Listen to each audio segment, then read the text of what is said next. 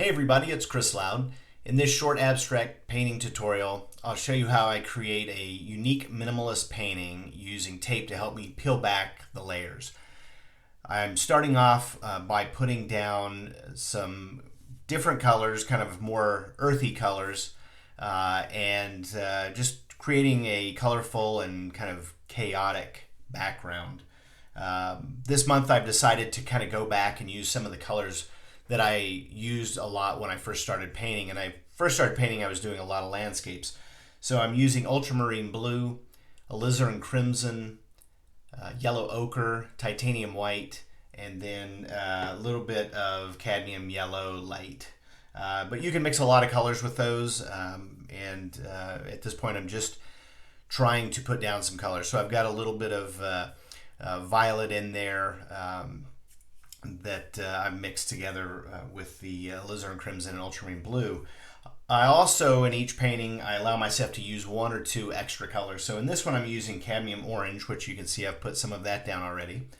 And then I'm also going to be bringing in some Winsor blue. So my whole goal here was to just get a lot of colors down, make some marks with a palette knife. And then I had this golden aluminum foil that I actually got from a chocolate bar. And I was about to throw it away, and I thought, I bet if I kind of rinse this off, I could use this in a piece. So I'm using some gel medium to fix that to the page. And I just thought it would be interesting to see how this shows up when I get to the layered part. And wanted to just kind of play with that. So I will let this whole painting dry, and then which in the video I've already done, and now I'm going to start putting down some of this frog tape. Frog tape is a really great tape when you're putting it when you need tape to put down on paint, because I've yet to see it pull any paint up, and in painter's tape a lot of times when I use that on backgrounds I will see some of that initial paint get pulled up. So if you haven't used it, I definitely recommend using this, especially when you're putting it down on a painting. I'll put a link in the description if you want to check that out. A little bit more expensive than painter's tape, but definitely well worth it if you're using it for this. So I on the right I put down a mix of yellow ochre and titanium white, and then I've put down a little stripe of Winsor blue covering up the background. And then I started rubbing some of that back. So it is a little tinted now with the background. And you see at the bottom and the top and on the sides, there's still some of that Winsor blue. And now I'm going to fill this left side with Winsor blue. And you'll be able to see that some of the background still shows through. Winsor blue is a transparent blue. And you can see some of where I scratched into the background painting.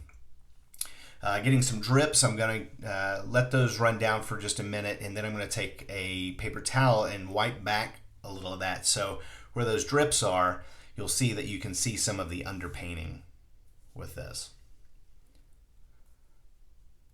So let me know in the comments what you think of this technique, and if you have any questions.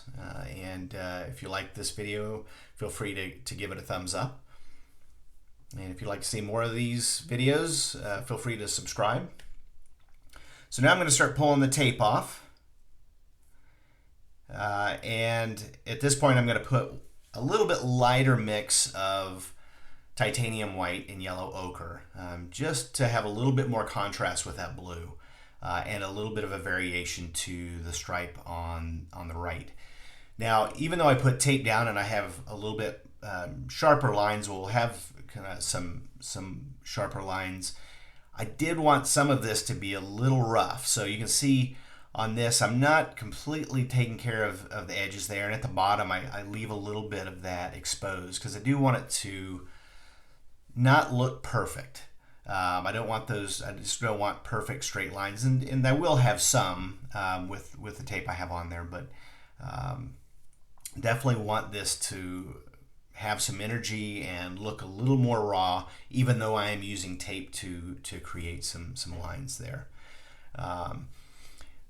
And right now, at this point, I was trying to think about if I wanted to use drips on that side, and then I wiped that away. I didn't really like the way that looked, so at the very end, I do go back and paint over that for the final painting. This is one that I've done several paintings like this and wanted to continue playing around. So now I'm pulling this tape off, and I'll show you what the final paintings look like in different orientations. But this was a lot of fun. If you haven't tried it, give this a try. Here are the final paintings. I was really pleased with this. And let me know what you think. Thanks for watching, and keep on painting.